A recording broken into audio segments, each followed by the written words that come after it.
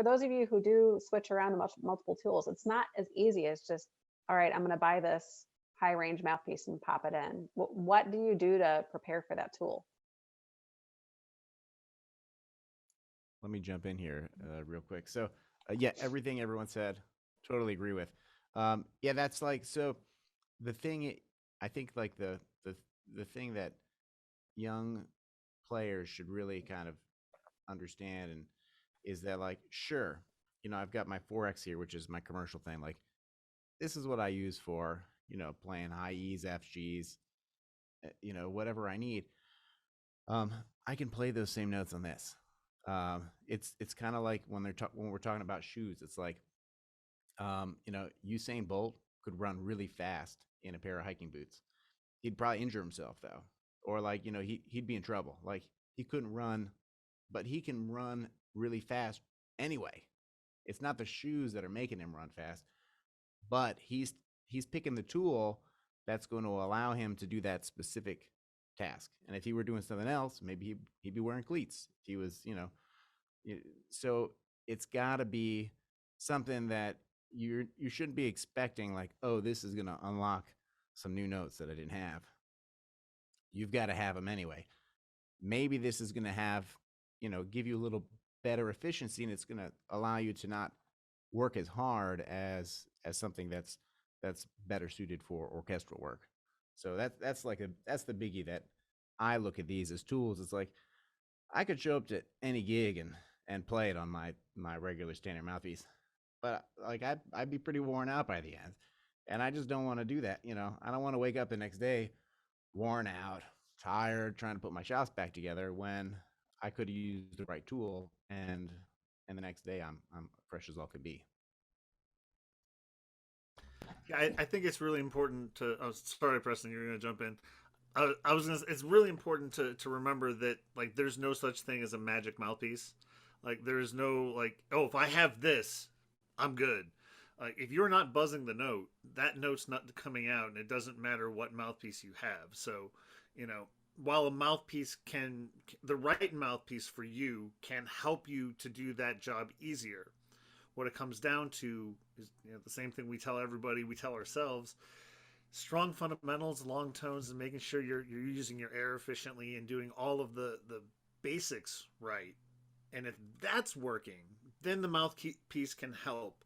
But if you're just like, oh well, I know I don't really have a range above the staff at all, but if I buy that lead mouthpiece, now I can suddenly play an octave higher. Like that's not how that works. So.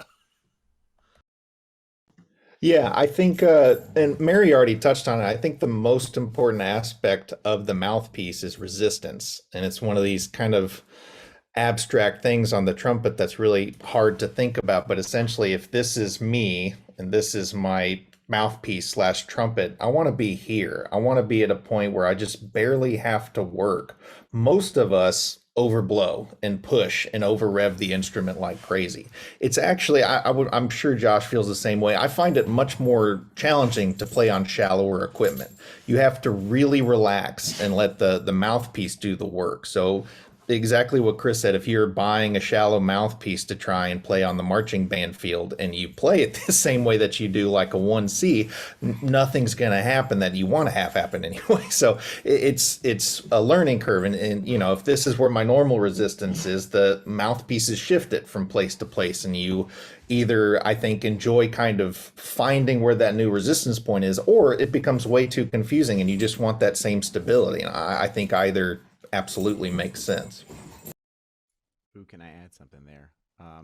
Just on the topic of, if if you're like me and you've got more than one mouthpiece, like that's such a great point. It's like every mouthpiece, you have to approach it as its own thing. You can't approach each mouthpiece. You can't approach every mouthpiece in the same manner because, as we saw in the last chart, like the diameter, the throat, the cup, the backbore, it might be different, and it's going to have a different resistance. And because of that, you need to adjust your entire air concept in order to, be in sync, so that you're right here and you're not overblowing. You're not doing something that's going to, kind of unbalance the sound or give you difficulty with endurance. And the easiest thing you can do for that is you just spend a little bit of time on each one every single day. And for me, I actually don't really play my commercial mouthpiece like every day. I don't play it all that often, but I've played it enough, and I touch base with it often enough that I know exactly how it feels and what I need to do and how I need to breathe and how my articulations feel. And the other thing that I'd add that I haven't heard yet, just with regards to mouthpiece, and like to me, this is the most, like the two most important things to me are comfort. Number one, gotta be comfortable, because if it's gonna be on my face all day and I'm gonna be playing it, like if it's not comfortable, it's like having a pebble in your shoe, and then the sound, if you can get the sound you're looking for and it's comfortable, it's like, that's it. You stick with it and you put your work in, and you figure out how to dance with it. You figure out how to get it, to do what you need it to do.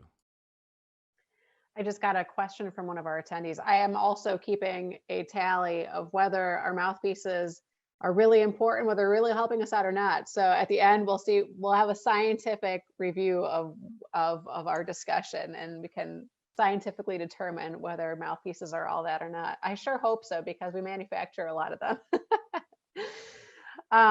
The question we got from our attendees, she's a band director, and it's got beginner students. So what are your thoughts on transitioning kids to different mouthpiece sizes? Usually we start on the 7 diameter, right? And of course, after about a year or so, you want to transition them into something bigger. So go to the 5C and then work down to the 3C, or go straight to the 3C. And I think about this all the time too, even though this is my job. But like, if you think about it from like a band director's standpoint, you might only convince them to change the mouthpiece once. So my thought is always, all right, if I only have the influence to change them once, I want them on the 3C eventually, because I'm not sure that the 5C is going to last them through high school. So do you go straight from the 7C to the 3C, or do you go from the 7C to the 5C? Thoughts? I'm going to mute myself here and you guys take it. Well, I'm the perfect person to ask this question, because I was that kid. So I started playing trumpet. I was a late bloomer. I started in the 8th grade, and of course I was on the 7C. And throughout, the different camps we were going through, and the small jazz combos that they had me in, the next year when I was in high school, I had a teacher, and he was like, I've been listening to you play. And he was like, and I'm looking at your embouchure. He was like, that's not it. It's just not it. And then he went to his office, came back, and he was like, play this. I had no idea what the mouthpiece was, nor did it cross my mind to even ask, hey, what kind of mouthpiece is this? He was just like, you're going to play this for now. So he had me do what everyone just spoke on just before. He had me do the break-in process, to where I had to break in the mouthpiece. So I was doing long tones every single morning while the rest of the class was, doing their scales and stuff. I was in the corner doing long tones for like 20 minutes, breaking this mouthpiece in. Like, that was my assignment. And so the teacher didn't really focus on like, oh, I hope she sticks with it. The teacher took his time to make sure to like listen to what was happening. Like, he was listening to my tone. He was watching how I was able to execute different songs that we had to play. And once he realized that it was getting better, that's when he gave me the encouragement. So encouragement goes a long way. Students, especially when they're beginners, they take anything that you say to them to heart. So when he was like, you know what, I'm starting to hear the progress. You're getting better. Just keep doing what you're doing. Keep practicing. And then I just kept at it. And then that mouthpiece, it was comfortable too. And it actually helped my embouchure. I know you guys are probably like, oh my gosh, 1C, that's huge. So my lips are a little wider. So I needed the bigger mouthpiece to help fill in just more of the space. The 7C was way too small. So literally when I was playing, my bottom lip was under the cup. It was very crazy. Yeah, my bottom lip was literally under the cup. So once I got the 1C, my tone got better. I was more excited to practice because I felt like I could do it. So, just give them the options. I'll say give them a couple weeks for them to break it in. And as the teacher, you be the one to assess what's going on. And if you hear it's getting better, keep them there. If you hear that it's a bit of a struggle or see that it's a bit of a struggle, switch it up.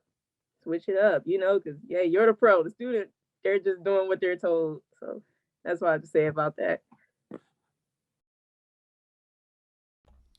And that absolutely. I mean, what it comes down to is I don't switch a student to a different mouthpiece unless I hear something that needs to be adjusted. If there's something that they're missing in their playing, whether it's a sound thing or it's a range thing or flexibility, they're having a difficult time with something, and I know that the mechanics of what they are doing are fairly sound. Then we start looking at, okay, well, what mouthpieces are going to work. And like when that comes up, actually, I just made a note on my phone today that I have to bring my mouthpiece pile next week for a student. And I have them play through a bunch of things. I find the thing that works because, like we said, there's no magic mouthpiece. There's no one size fits all. The idea of going from a 7 to a 5, I mean, maybe that might be the best option for your student. And they may end up sticking with that for the rest of the time they play trumpet.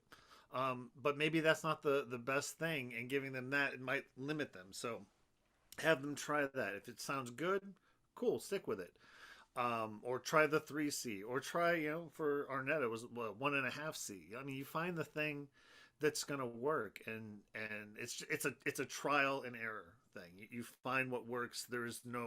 It has to be this progression. Yeah, I think unfortunately we want it to be like a Harry Potter thing, right? Like the mouthpiece chooses you, and there's wind and it's magical, and then it's done forever. But it's really not like that. And I teach a fair amount of beginners. The hardest thing with switching a mouthpiece is convincing them to try it for the amount of time necessary to figure out if it works. You can't really tell in a day. When I first switched to this American Classic, it took me like a month of playing my routine every day, and then I'd pull this out and I'd compare it, and then one day would be like, well, actually this felt better in this, and then eventually you get acclimated to it and you can tell. So the only thing that I would add to what's been said already is if you are going to switch a student, make sure they understand, it's probably at least a month of playing this new mouthpiece to really see if it's the deal or not.